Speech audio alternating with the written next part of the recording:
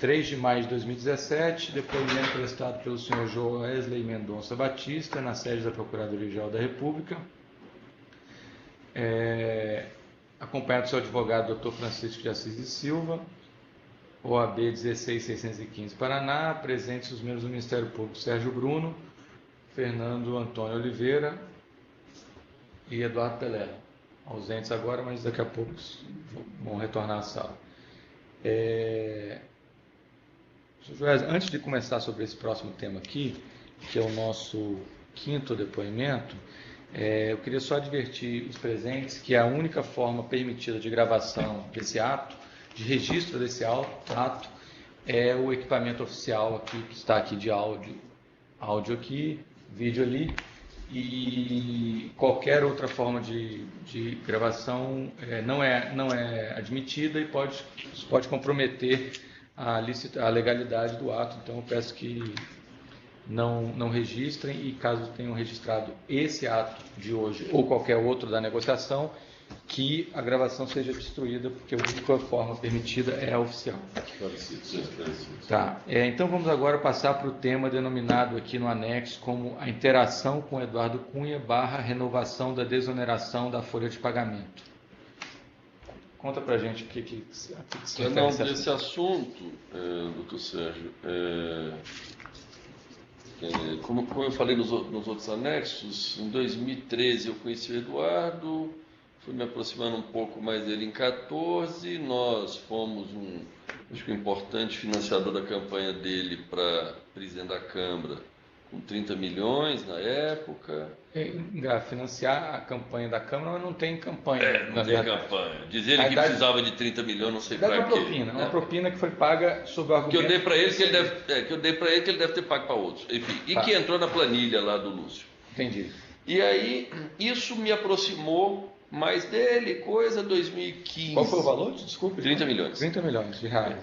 De reais. Aí ele ganhou o presidente da Câmara, em 2015 eu comecei a conviver um pouco mais com ele, agora já direto, sem o Lúcio, e comecei a conviver menos com o Lúcio, mais com o Eduardo.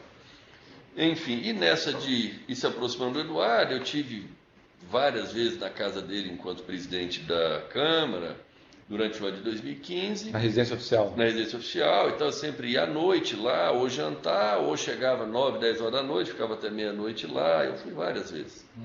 Enfim, e numa dessas, que eu estava lá, ele tira um papel lá, ele vai procurar um papel lá e diz, está lá na Câmara a renovação do PIS e COFINS, a renovação da exoneração da folha, do setor de frango.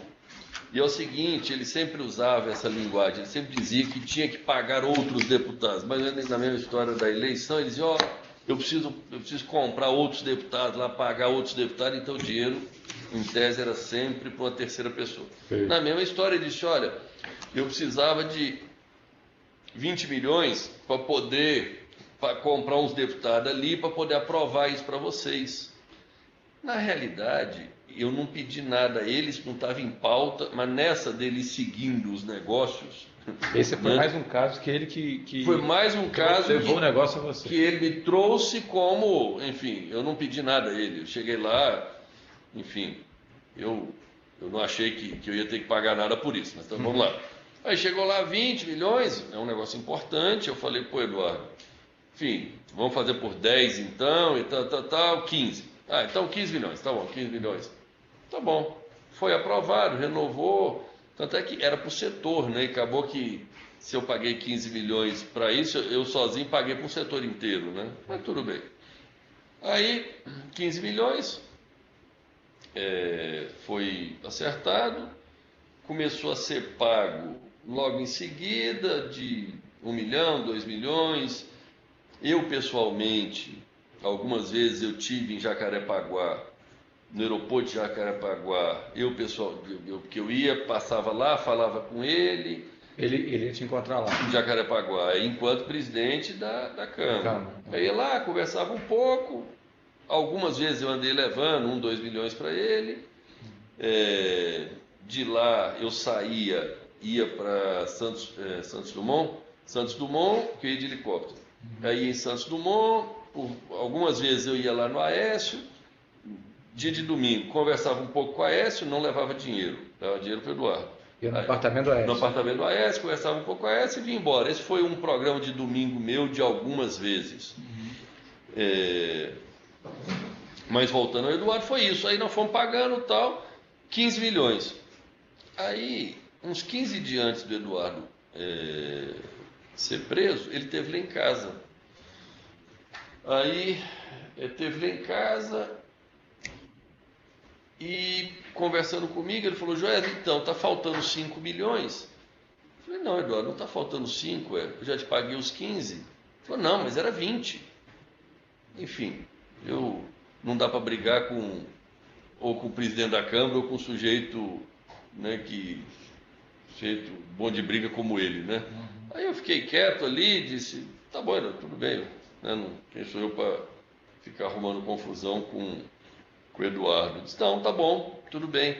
Aí eu perguntei para ele, eu falei: vem aqui, nós temos que combinar um negócio aqui então, porque eu acho que você não vai preso, tomara que dê tudo certo, mas se você for preso, quem que eu falo, quem que eu aceito me procurar em troca desses 5 milhões? Aí ele pensou, ele me deu um nome lá, enfim, que é o Altair. Altair, que é um operador de dinheiro dele lá. Altair, tá. Isso. Eu falei: tá bom, Altair. Você até que passou um pouco, o Altair me procura, não me procura o Florisvaldo, que é tal, coisa. Aí procura coisa, ele estava preso, eu fiquei... Aí ele acabou, acertou. Ele foi preso, 15 dias depois, Tá. Aí passou um pouco, o Altair procura realmente o Florisvaldo, que me pergunta: Joel, o Altair está cobrando aí 5 milhões e tal. Primeiro eu achava que eu não devia, nem os 15, né? Nem os 10, nem os 15, mas tudo bem. Os 15 já tinha pago, aí ele disse que não, era 20. Aí eu falei: tá bom. Aí ele vai preso, aí eu fiquei numa situação danada. Pô, mas você tá preso ainda, mexer com pagar 5 milhões, né? É um problema sério. Para encurtar a conversa, o Altair foi extremamente insistente, agressivo e procurou o Ricardo Saldi, que foi atrás dele na casa dele, e aí eu percebi que eu falei: pô, se eu não pagar, esse sujeito não vai me deixar em paz, né? Enfim, autorizei pagar lá 2 tranchas, um de 2.800 e depois 2.200, foi mais ou menos 2,5. Aí pagou, eu falei: ó, paga rápido então esse troço para me livrar disso. Enfim, foi pago e ele dizia que gastava 1 milhão por mês. 5 milhões vai durar uns 5 meses, né? Gastava com o quê? Não faço ideia.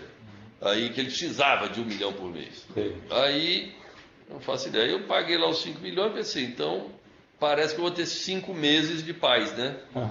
Enfim, e realmente ficou 5 milhões, ficou quieto, e foi aonde agora, recentemente, passou os 5 meses, né? E tal, eu comecei a preocupar, né? Eu falei: pô, eu já tenho que pensar aqui como é que eu vou fazer com esse negócio do Eduardo, né? Porque daqui a pouco o Eduardo começa a vir atrás de mim e ele é muito agressivo quando ele precisa das coisas. Não agressivo fisicamente, ele é incisivo, isso, desculpa. Ele é muito incisivo, vai atrás e, enfim. E aí foi onde eu até comecei a conversar com o pessoal do PBB, com o Temer, com o Rodrigo e tal. Como é que nós vamos fazer? Porque Eduardo ele não tinha mais dinheiro, vai faltar e, enfim. Isso se continua um pouco na história do anexo do Temer, do presidente Michel. Mas resumindo, para fechar isso aqui, a gente vai explorar isso com mais calma depois, mas o medo era que faltasse dinheiro, ele viesse até falar alguma coisa e ameaçar vocês, alguma coisa assim. Então, o presidente Michel sempre acreditou, e eu acho que o Eduardo e o Lúcio também sempre acreditou, que eu era meio que obrigado a sustentá-los ali incondicionalmente, entendeu? O presidente Michel sempre mandou, sempre quis saber o meu acompanhamento sobre como eu estou cuidando deles e tal. No final, evidentemente, o que está implícito atrás disso é o sujeito, enfim, tá preso lá e enfim, começar a falar, fazer uma delação, fazer não sei o quê. Não, havia essa preocupação no grupo do presidente Michel Temer. Com certeza. Ele revelar essas coisas. Com certeza. Para isso era importante que ficasse... Mantê-los assistidos. Okay. Bem, esse é um tema que a gente vai tratar em outro tema, em outro depoimento. Só voltando aqui no tema específico, da desoneração da folha, então foi aprovado. Foi aprovado. Durou quanto tempo Acho que durou até agora. Acho que terminou agora, recentemente, há um mês atrás. E a desoneração da folha implica na mudança de qual tributo? É da folha de pagamento. Ao invés de pagar um percentual sobre a folha, paga um percentual sobre o faturamento. Tá. Ok. Mais uma coisa, Fernando? Não. Doutor, uma coisa? Então vamos encerrar aqui o termo de depoimento número 5, relacionado à desoneração da folha de pagamento. Eduardo Cunha. Dia 3 de maio de 2017, depoimento prestado pelo senhor Joesley Mendonça Batista.